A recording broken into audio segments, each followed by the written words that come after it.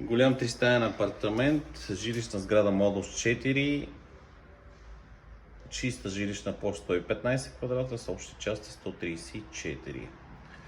Срещу входната врата имате две бани с тоалетни, една до друга, като едната от тях е с предверие. Може би не се вижда от тук, но на схемата може да го видите. И веднага вляво тръгваме, има място за вграден гардероб и влизаме в дневната. Като тук в едната част имаме помещение дневна с западно изложение и излъз на тераса.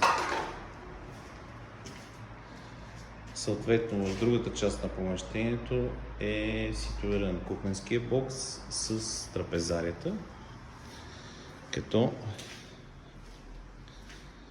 от трапезарията имате също излъз към терасата.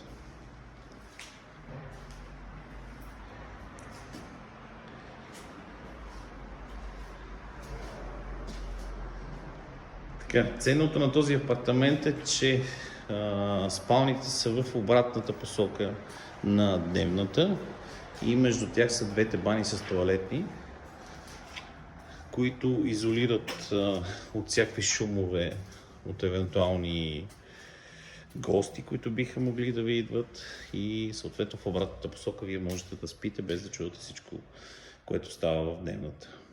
Първа спалня и втора такава с дрешник.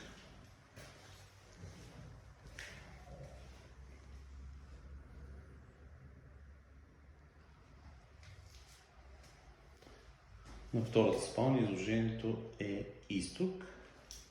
Това, което виждате, зелените площи през прозореца, това е природен парк Витоша. Съответно от тук натам никога няма да има нищо построено, тъй като това са зелени площи и никой няма право там да прави каквото и да било.